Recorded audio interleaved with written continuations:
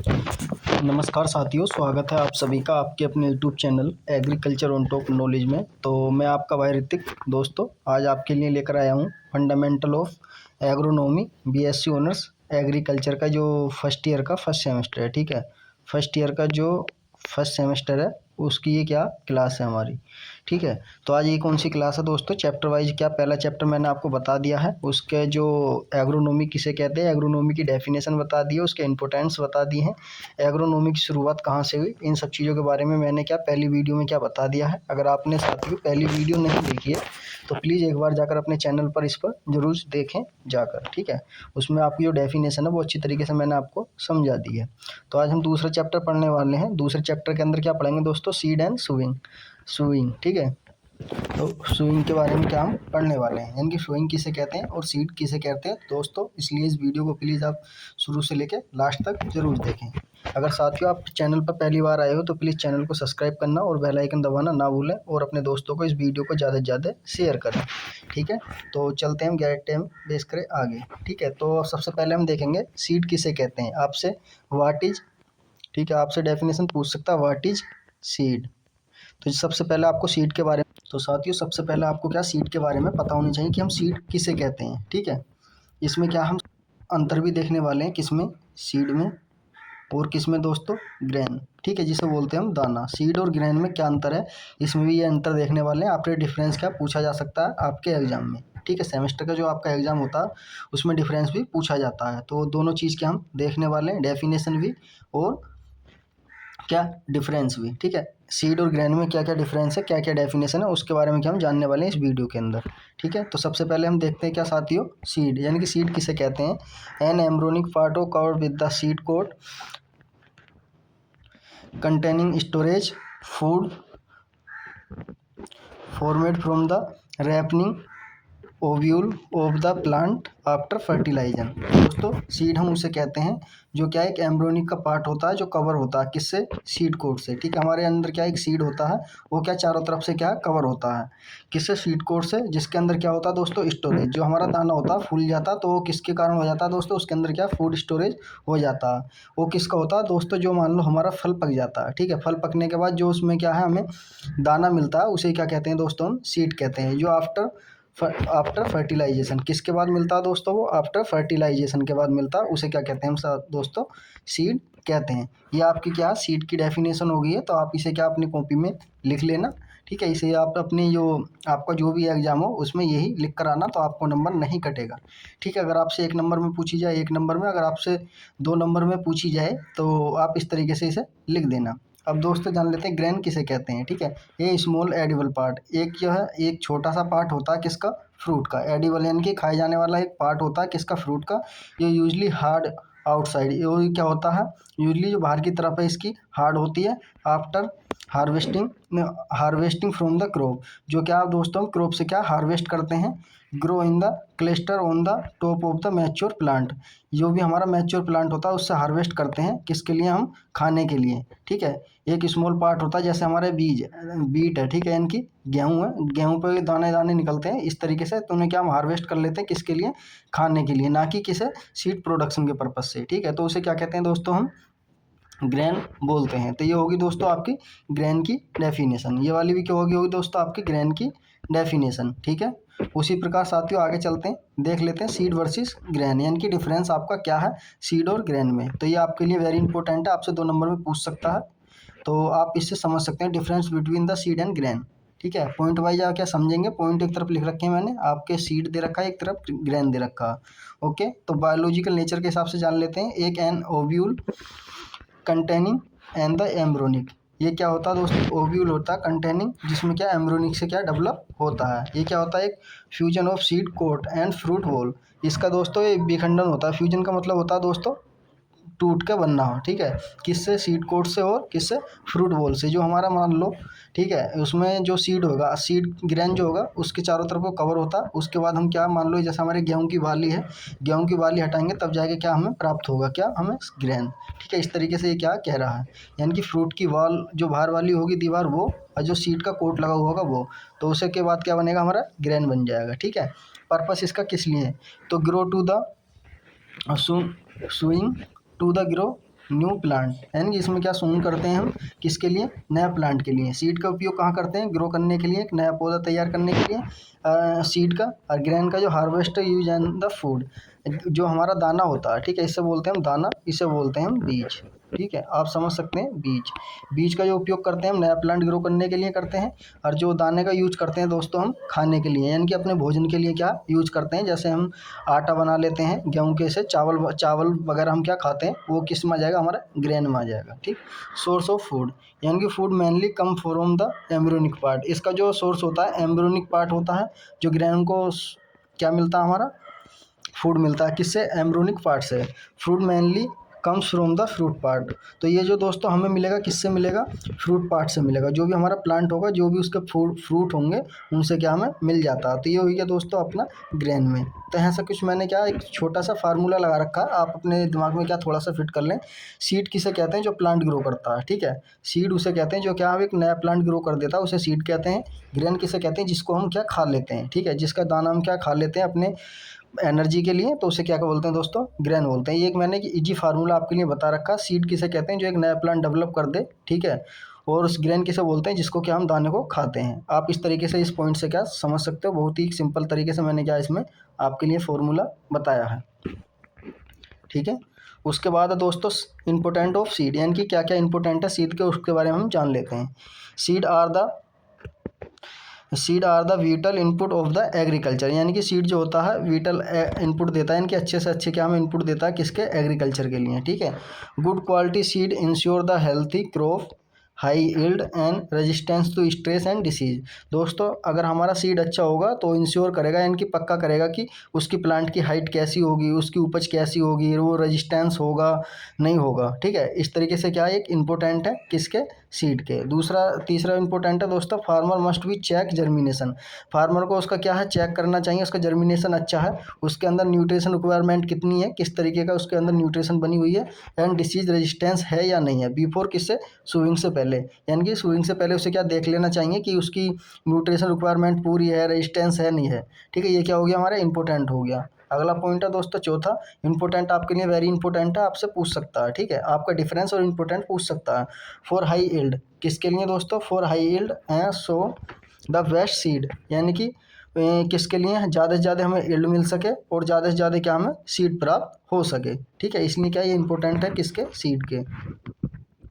Selection of seed, यानी seed का selection हम कैसे करें। ठीक है, सिलेक्शन ऑफ सीड का किस तरीके से करना चाहिए, तो मैंने आपको बता रखा, selection based on plants size के आधार पर, ग्रेन क्वालिटी के आधार पर, कलर के आधार पर, डिसीज रेजिस्टेंस के आधार पर क्या हमें सीड सिलेक्शन करना चाहिए जब अपनी खेत में हम क्या बुवाई कर रहे हैं। दूसरा पॉइंट है दोस्तों, selected seed should be situation yield and certain yield and we financial benefit. दोस्तों हमें सीड का एक ऐसा सिलेक्शन करना चाहिए जो क्या हमें ज़्यादा से ज़्यादा यील्ड दे सके और फाइनेंशियल की क्या हमारे वो बेनिफिट हो, यानी कि हमें ज़्यादा से ज़्यादा क्या इनकम भी वो प्राप्त करा सके। ऐसा सीड का हमें क्या सिलेक्शन करना चाहिए। तीसरा पॉइंट है, seed many we need transmitted chemical hot water and treatment.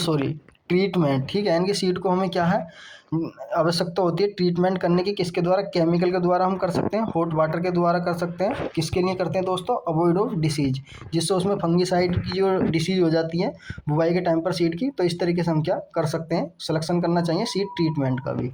Okay, आगे चलते हैं साथियों।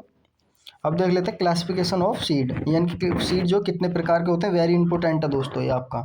ठीक है, इसमें से आपके एमसीक्यू क्वेश्चन पूछे जाएंगे, तो इसलिए आपको ये पता होना चाहिए जरूर। क्लासिफिकेशन ऑफ सीड, यानी कि सीड कितने प्रकार का होता है। तो दोस्तों मैं आपको बता दूं हमारा जो सीड है कितने प्रकार का होता है, इस वीडियो के हम अंदर क्या जानेंगे। तो सबसे पहला दोस्तों हमारा टाइप है ब्रीडर सीड। दोस्तों आपने क्या पढ़ के भी आए होंगे, आप सभी जो भी आपने क्या एग्जाम की कोई भी तैयारी करी होगी तो ब्रीडर सीड के बारे में आपने पढ़ा होगा। ठीक है, जिसे बोलते हैं प्रजनन बीज। ठीक है, हिंदी की बात कर लेते हैं दोस्तों, प्रजनन बीज जिसे बोलते हैं। ठीक है, प्रजनन बीज कैसे बोलते हैं, ब्रीडर सीड को। तो दोस्तों क्या है प्रजनन बीज, जिसे बोलते हैं breeder seed, progeny of the nuclear gene, यानी कि किससे बना हुआ होता है, ये न्यूक्लियर जीन से बना हुआ होता है। प्रोड्यूस बाय द ब्रीडर, ये इसके किसके द्वारा प्रोड्यूस किया जाता है, एक ब्रीडर के द्वारा किया जाता है, जो क्या आईसीआर हो गया, जैसे एसएयू हो गया। ठीक है, स्टेट लेवल की जो गवर्नमेंट यूनिवर्सिटी होती हैं या गवर्नमेंट जितने भी क्या हमारे सीड प्रोडक्शन वाले जो सीड की कंपनी मल्टी नेशनल कंपनियाँ होती हैं जो सीड का प्रोडक्शन होती हैं, ये उनके पास क्या दिया जाता है। बेस्ड ऑन सीड चैन, ठीक है, based on basic of seed chain, यानी कि basic of seed chain base पे क्या दिया जाता है। आपसे इसमें क्या पूछेगा दोस्तों, ब्रीडर सीड के बारे में क्या पूछे, प्रोजनी ऑफ न्यूक्लियर जीन, इससे आपसे पूछ सकता है कि ब्रीडर किसकी प्रोजनी है, तो आपको पता होना चाहिए किसकी है, न्यूक्लियर जीन की है, किसकी है दोस्तों, सॉरी न्यूक्लियस सीड की है, किसकी है दोस्तों, न्यूक्लियस सीड की है। प्रोड्यूस किसके द्वारा किया जाता है, ब्रीडर के द्वारा किया जाता है, ब्रीडर सीड, ये इनके लिए क्या आपके लिए इतना इंपॉर्टेंट है, ठीक है। अगला पॉइंट है दोस्तों आपके लिए दूसरा है फाउंडेशन सीड, जिसे बोलते हैं दोस्तों प्रमाणित, क्या है दोस्तों, प्रमाणित बीज, ठीक है, प्रमाणित बीज जिसे बोलते हैं, तो वो क्या है उसके बारे में जान लेते हैं हिंदी में। तो फाउंडेशन सीड की बात कर लेते हैं, नहीं सॉरी, इसे क्या बोलते हैं दोस्तों, आधार बीज, ठीक है, आधारीय बीज बोलते हैं इसे, फाउंडेशन सीड को, सॉरी मैंने आपको क्या प्रमाणित बीज बता दिया, क्यों सर्टिफाइड बीज को क्या हम प्रमाणित बीज बोलते हैं, ठीक है, इसे क्या बोलते हैं दोस्तों, आधारीय बीज। तो ये किसके द्वारा डेवलप होता है इसके बारे में जान लेते हैं। तो साथ ही मैं बता दूं, फाउंडेशन जो सीड होगा, प्रोजनी वेस्ट किसको होता है, यानी कि ब्रीडर सीड जो है उसके द्वारा क्या है बनता है। प्रोड्यूस कौन कराता है इसे, under static supervision meet the Indian minimum seed, जो सर्टिफाइड स्टैंडर्ड होती हैं उनके द्वारा, ठीक है, उनके द्वारा क्या ये हमें दिया जाता है, ठीक। आपसे क्या इतना ही पूछेगा कि जो फाउंडेशन सीड है प्रोजनी किसके द्वारा होती है इसकी, तो ब्रीडर सीड के द्वारा होती है, ये आपको क्या इतना पता होना चाहिए जरूर, आपके एमसीक्यू में पूछता है, और क्या फिलिंग द ब्लैंक्स में भी ये क्वेश्चन पूछता है, ठीक है। यानी कि जो फाउंडेशन सीड है वो किसके द्वारा बनता है, ब्रीडर सीड के द्वारा बनता है। उसके बाद है दोस्तों तीसरा आपका सर्टिफाइड सीड, ठीक है, certified seed progeny of the foundation seed, ये किसकी प्रोजनी है, फाउंडेशन सीड की है, ठीक है। Must be meet the standard of the Indian minimum seed certification standard, जो क्या हमारी 1988 में बनी थी, ठीक है। Produce by the distributed mainly we the state government, state seed corporation, NSC वगैरह इनके द्वारा क्या है डिपार्टमेंट को क्या कर दिया जाता है डिस्ट्रीब्यूशन, ठीक है, किसके लिए, ज़्यादा से ज़्यादा ग्रो करने के लिए, जिससे क्या फार्मर को उनको ग्रो करके दिया जा सके, ओके। उसी प्रकार दोस्तों आपका अगला है, ये कितने प्रकार के हो गए, 3 प्रकार के हमारे क्या सीड होते हैं, कितने प्रकार के दोस्तों, 3 प्रकार के, ठीक है। टाइप्स ऑफ आपसे पूछ सकता है, यानी कि क्लासिफिकेशन कितने प्रकार से, 3 प्रकार से, कौन कौन सा, breeder seed, foundation seed, certified seed, ठीक है, ये हो गया आपका क्लासिफिकेशन। अब बात कर लेते हैं दोस्तों सुविंग के बारे में। सुविंग किसे बोलते हैं, ठीक है, सुविंग किसे बोलते हैं, यानी कि बुवाई किसे कहते हैं, उसके मेथड जान लेते हैं, जो आपके क्या वेरी इंपॉर्टेंट है, आपसे पूछा जाता है आपके एग्जाम में। पहला दोस्तों ब्रॉडकास्टिंग मेथड, सुविंग का पहला मेथड ब्रॉडकास्टिंग मेथड, इसमें क्या होता है दोस्तों, हम क्या ऊपर से क्या छिटकमा विधि के द्वारा कर देते हैं, ठीक है, इसमें क्या छिटकमा विधि के द्वारा हम क्या कर देते हैं, यानी कि सीड क्या होता है दोस्तों इसमें, ठीक है, जो ब्रॉडकास्टिंग मेथड होता है क्या होता है इसमें, यानी कि सीड स्कैटिंग हो जाता है, ठीक है, स्कैटेड हो जाता है ओवर द सोयल सरफेस, यानी कि स्कैटिंग का मतलब होता है दोस्तों बिखरा हुआ, ठीक है, कैसा होता है दोस्तों, स्कैटिंग का मतलब होता है बिखरा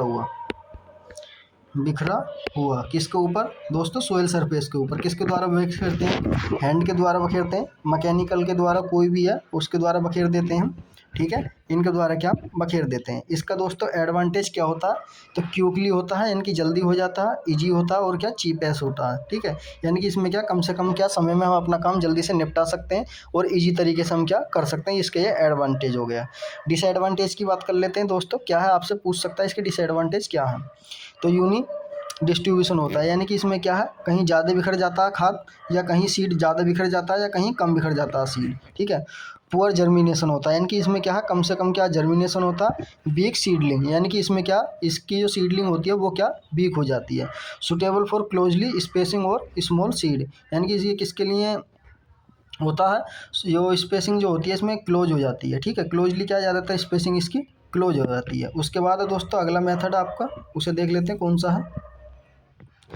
अगला मेथड है दोस्तों आपका दूसरा नंबर पे है डिबलिंग मेथड, ठीक है। डिबलिंग मेथड में क्या होता है, seed placed into the hole pit and the specific spacing use dibbler planter or by hand. दोस्तों डिवलर क्या होता है, एक ऐसा डिवलर में क्या होता है दोस्तों, एक ऐसा प्लेस होता है जिसके अंदर क्या है होल बने हुए होते हैं या पिट होता है, तो उसमें क्या है कि स्पेसिफिक तरीके से एक स्पेसिफिक दूरी पर, ठीक है, क्या हम अपने सीड को डाल सकते हैं, किसके द्वारा, जो प्लांटर है उसके द्वारा, या बाई हैंड के द्वारा, ठीक है। और इसके एडवांटेज क्या है दोस्तों, लेस सीड वेस्टेज होता है, यानी कि इसमें क्या सीड की कम से कम क्या वेस्ट होते हैं, सीड का जर्मिनेशन अच्छा हो जाता है, और इसका बायोग्रेस जो होती है, जो कि बायोग्रेस का मतलब समझ सकते हो, इसकी जीवन क्षमता होती है वो ज़्यादा हो जाती है। डिसएडवांटेज की बात कर लेते हैं, लेबर इंटेंसिव ज़्यादा लगता है, टाइम क्या कंज्यूम ज़्यादा होता है और कॉस्टली होता है। ठीक है, यानी कि ये क्या होता है, कॉस्टली होता है। दोस्तों इसके डायग्राम है मैं बाद में क्या PDF में एडिट करके आपको शेयर कर दूंगा अपने टेलीग्राम चैनल पर। अगर आपको वो सब चीज़ चाहिए तो प्लीज़ आप हमारा